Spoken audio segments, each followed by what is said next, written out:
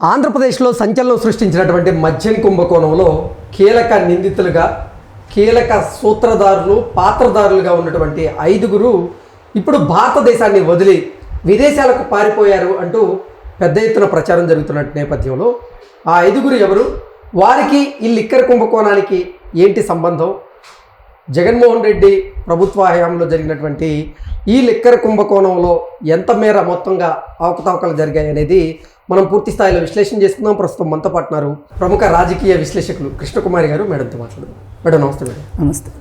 ఆంధ్రప్రదేశ్లో సంచలనం సృష్టించిన మద్యం కుంభకోణంలో కీలక నిందితులుగా ఉన్నవారు, కీలక సూత్రధారులు పాత్రధారులుగా ఉన్న వారిలో 5గురు భారతదేశాన్ని వదిలి వారు ఇతర దేశాలకి పారిపోయినట్లుగా రకరకాల ప్రచారం జరుగుతోంది. ఇంతకే 5గురు ఎవరు, వారికి ఈ లిక్కర్ కుంభకోణానికి సంబంధం ఏంటి అంటే ఏం చెప్తారు మేడం? ప్రముఖంగా ఒక 5-6 పేర్లు ఇవాళ బయటకు వస్తున్నాయి.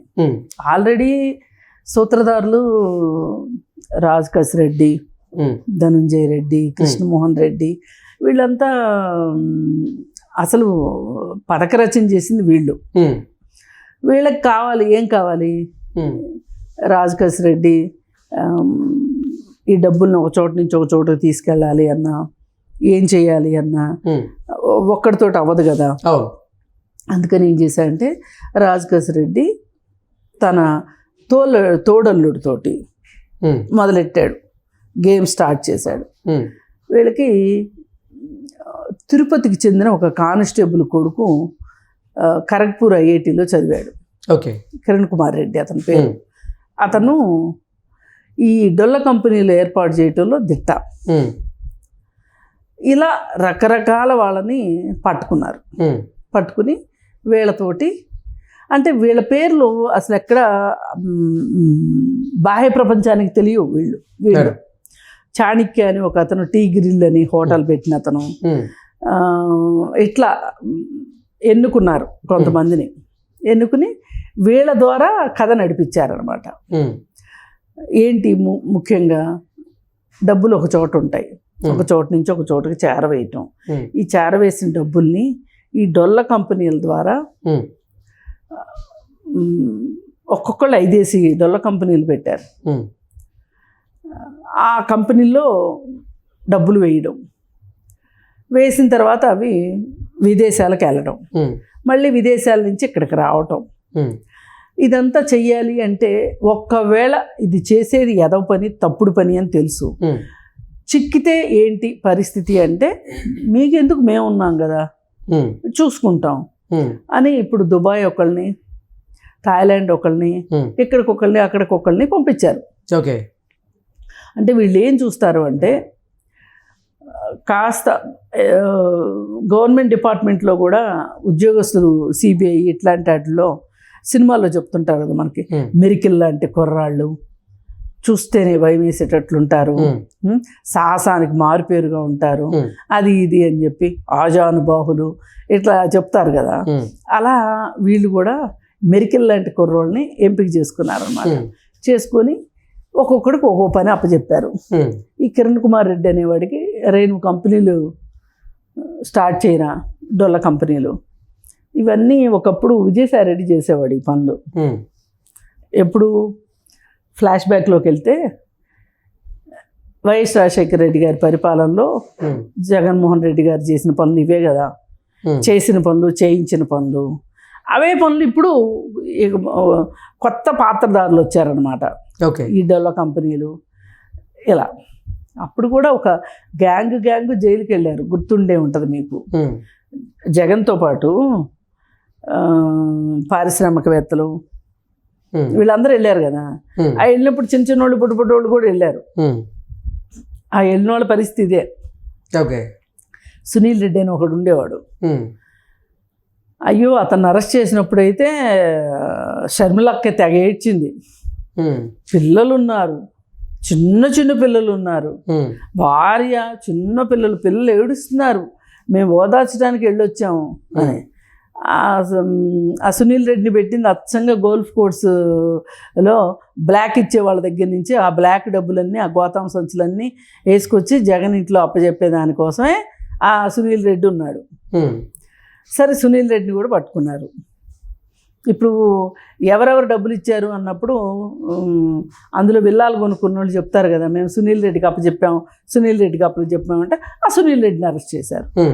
అయితే ఇప్పుడు వీళ్ళకి అర్థమైపోయింది, ఇప్పుడు వీళ్ళు ఈ దేశంలో లేకుండా ఉన్నారనుకో ఇది సజావుగా జరగదు దర్యాప్తు, అంటే ఆగిపోతుంది. ఇప్పుడు ఇక్కడ టెలిఫోన్ ట్యాపింగ్ కేసు నడుస్తుంది హైదరాబాద్లో. ఓ 2-3 వెళ్ళి అమెరికాలో కూర్చున్నారు, వాళ్ళకి లుకౌట్ నోటీసులు కూడా ఇచ్చారు. వాళ్ళు రావట్లే అక్కడి నుంచి. ఏం చేస్తారు చెప్పండి వాళ్ళు రాకపోతే? ఇప్పుడు కూడా అట్లా వీళ్ళు వెళ్ళి కూర్చున్నారు వేరే దేశంలో, సర్వ సౌఖ్యాలు అనుభవిస్తారు అక్కడ. అవసరమైతే ఫ్యామిలీని కూడా తీసుకెళ్తారు. ముందే ప్లాన్ చేస్తారు. ఇప్పుడు వీళ్ళంతా పిల్లబచ్చాలి కదా, ఎవడన్నా దొరికాడు అనుకో, పెద్దవాళ్ళంతా ముదురులు కాదు వీళ్ళు. ఇప్పుడు వాళ్ళు నోర్లు ఎత్తట్లేదంట. ధనుంజయ రెడ్డి వీళ్ళ దగ్గర నుంచి సమాధానాలు చెప్పించలేకపోతున్నారు. అదే వీళ్ళైతే చెప్పేస్తారు కదా, అందుకని చెప్పి వీళ్ళని దేశం దాటిచ్చేశారు. అసలు వీళ్ళు ఉన్నారు అని తెలిసే లోపే వీళ్ళని దేశం దాటిచ్చేశారు. ఇది వీళ్ళకి బాగా అలవాటైపోయిన ఆట. డబ్బులు సంపాదించడం ఎట్లా, సంపాదించిన డబ్బుల్ని జాగ్రత్త చేయటం ఎట్లా, అంటే దోచుకోవటం ఎట్లా, దాచుకోవటం ఎట్లా అనే దాంట్లో ఏదైనా ఒక ఇంటర్నేషనల్ యూనివర్సిటీ జగన్మోహన్ రెడ్డికి పిహెచ్డి ఇవ్వచ్చు. మొన్నటికి ఎవడికో ఇచ్చారు కదా, ఎవడు దువ్వాడు సీన్కి, అట్లా జగన్మోహన్ రెడ్డికి నిజంగా చెప్తున్నా. ఎందుకంటే అసలు ఇట్లాంటి ఐడియాలు ఎట్లా వస్తాయి అసలు వీళ్ళకి? దేశాల ముంచే దేశముదురులకు కాకపోతే బాధ వేస్తుంది. అంటే ఒక రకమైన నిర్వేదం అనమాట. ఇన్ని వ్యవస్థలు మనం బాగు చేయలేము అసలు. ఇప్పుడు తండ్రి అధికారంలో ఉన్నప్పుడు చేసి, తన అధికారంలో ఉన్నప్పుడు చేసి, అదే రివాజ్లాగా చేస్తూ ఉంటే అసలు ఇవాళ చూడండి ఇంత జరిగింది అని చెప్తున్నాము.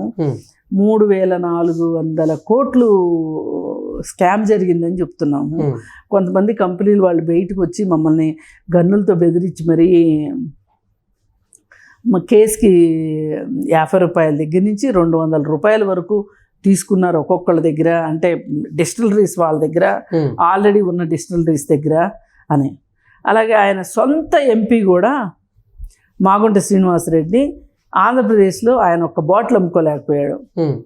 ఏంటి కారణం అంటే, నువ్వు ఇక్కడ అమ్మాలా, డబ్బులు కట్టు. అరే నా ఒక్కరిది కాదన్నా, అంటే నాకు అనవసరం అవన్నీ.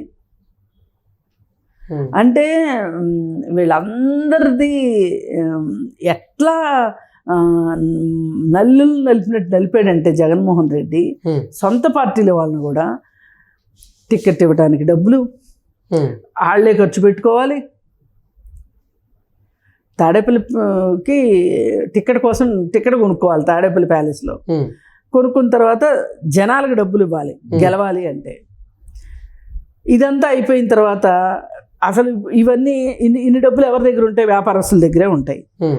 మరి వ్యాపారస్తులు వ్యాపారాల్లో డబ్బులు తీసి పెట్టారు కదా, ఇప్పుడు వీటిల్లో పెడితే అటు వ్యాపారాలు దివాళా తీసి ఇటు వీడి దగ్గర పెట్టిన డబ్బులకి ఏమీ రాకపోయేసరికి ఇప్పుడు అర్థం కాని పరిస్థితి. ఒక్క మాగుంట శ్రీనివాసరెడ్డికే ఏమంటారు వాటిని, లంచాలు లేకోకుండా పనులు కాలేదు అని అంటే ఇంకెవరికి అవుతాయి చెప్పండి? ఓకే, ఇట్లా ఈ విధంగా చెప్పుకుంటూ పోతే మనకి కంఠశోష మిగులుతుంది తప్పితే ఏమీ లేదు ఇక్కడ. అందుకని ఏంటంటే ఇట్లాంటి వాళ్ళని ఒక రకంగా ఆ రోజు క్విడ్ ప్రోకో ద్వారా డబ్బులు సంపాదించాడు అనేది అది చెయ్యని పని కనుక అయితే కనుక అతను 16 నెలలు జైల్లో ఉంచలేరు. మరి అలాంటి వ్యక్తి బెయిల్ పైన బయటకు వచ్చి జనాల్లో తిరిగి మళ్ళీ అధికారంలోకి వచ్చాక ఈ విధమైన స్కాములు చేసే అవకాశం మన వ్యవస్థ కల్పించింది అంటే నిజంగా సిగ్గుతో తల వంచుకోవాలి. దీని వెనక ఎవరున్నారు, ఎవరి ప్రయోజనాలు ఉన్నాయి అని అంటే కేంద్ర ప్రభుత్వం అని చెప్పుకోక తప్పదు. ఏదో అంటారు, సామెత ఉంది, చెప్పుకుంటే సిగ్గుపోయింది, చెప్పుకోకపోతే ఇంకేదో పోయింది అన్నట్లు. ఇవాళ మన పరిస్థితి ఏమైపోయిందంటే కూటమి ప్రభుత్వం, మాట్లాడలేము, జరిగింది మాట్లాడలేని పరిస్థితి. అసలు ఎందుకు బెయిల్ రద్దు చేయలేదు జగన్మోహన్ రెడ్డికి? అసలు గిన్నీస్ బుక్ రికార్డు కదా, ఇన్ని నెలలు ఇన్ని సంవత్సరాల పాటు బెయిల్ పైన ఒక వ్యక్తి ఉండటము అనేది.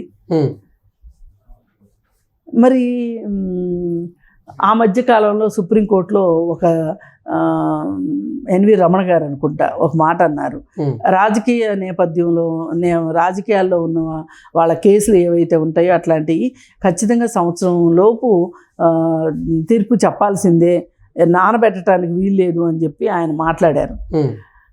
ఆ రోజు ఒక ఆశ కలిగింది, అది ఏమి వర్కౌట్ కాల. మరి నిజంగా అది గనక వర్కౌట్ అయ్యి ఉంటే గనక ఒక్కరోజు శిక్ష పడినా కానీ ప్రజలు ఏమైనా ఆలోచించేవాళ్ళేమో. 2 సంవత్సరాలు శిక్ష పడిగే కేసుల్లో వాళ్ళు శాశ్వతంగా రాజకీయాల్లో ఉండటానికి వీల్లేదు అని చెప్పి మనం ఒక చట్టం చేసుకున్నాం. ఆ విధంగా ఇతనికి శిక్ష పడి ఉంటే గనక జగన్మోహన్ రెడ్డి అంటే న్యాయస్థానాలు త్వరితంగా పనిచేసి ఉంటే సంగతి నేను చెప్తున్నా. అలా చేసి ఉంటే గనక అసలు జగన్మోహన్ రెడ్డి సీఎంఏ అయ్యేవాడు కాదు. సీఎంఏ అవ్వకపోతే ఈ స్కాములు చేయగలిగేవాడు కాదు. ఇప్పుడు ఈ స్కాముల్లో ఇలా ఎంతో భవిష్యత్తు ఉన్నోళ్ళు వీళ్ళు, ఈ 5గురు ఎవరైతే ఉన్నారో అందరూ యంగ్ పీపుల్. విజయసాయి రెడ్డి లాగా తలనెరిసిన వాళ్ళు కాదు, చిన్నోళ్ళు హోటల్ పెట్టుకుని సొంతకాళ్ళపైన నిలబడ అంటే వాళ్ళ బుద్ధి మంచిదని నేను చెప్పట్లేదు. అసలు ఒక అవకాశం మనం ఇస్తున్నాము అంటే ఇవాళ ఖరీదైన కార్ల కోసమో, విలాసవంతమైన జీవితం కోసమో, లేకపోతే బ్యాంక్ బ్యాలెన్సుల కోసమో తప్పులు చేయడానికి సిద్ధపడిపోతున్నారు. పైగా అలా చేయడమే ఒక హీరోయిజం అనుకుంటున్న వాళ్ళు, అంటే అలాంటి వాళ్ళే సక్సెస్ఫుల్ పీపుల్ అనుకుంటున్నారు సొసైటీలో. అందుకోసం వాళ్ళు చేస్తున్నారు. కానీ చేసే అవకాశం ఇస్తుంది మటుకు ఇట్లాంటి రాజకీయ నాయకులే కదా. అందుకని ప్రక్షాళన అంటూ మొదలైతే గనక రాజకీయ నాయకుల్లోనే ప్రక్షాళన మొదలు కావాలి. అప్పుడు మాత్రమే సరి అయిన వాళ్ళు రాజకీయ నాయకులుగా వస్తారు. అలాంటి రోజు రావాలని చూద్దాము. వీళ్ళ 5గురి పైన 6గురి పైన కూడా లుక్అవుట్ నోటీసులు ఇచ్చారు. ఒక అతను మట్టుకు మద్రాసు ఎయిర్పోర్ట్లోనే ఎక్కడో పట్టుకున్నారు ఒక అతన్ని. అయితే మిగతా వాళ్ళ మట్టుకు ఏది ఏమైనా రప్పించే కార్యక్రమం చేసి వాళ్ళ ద్వారా నిజాలు కక్కించి అసలు వీళ్ళందరూ వెనకున్న వ్యక్తి ఎవరో బయటికి రావాలి. మనందరికీ తెలుసు, కానీ శంకులో పోస్తేనే తీర్థం అవుతుంది అన్నట్లు సాక్ష్యాధారాలతో నిరూపించగలిగినప్పుడే ఆ మహానుభావుడిని అరెస్ట్ చేసే అవకాశం ఉంటుంది. ఈ వ్యవహారంలోనైనా ఆంధ్రప్రదేశ్కి శాశ్వతంగా ఒక పీడ వదిలే పరిస్థితి వస్తుందని చెప్పి ఆశిద్దాం. Okay madam, thank you so much. Thank you.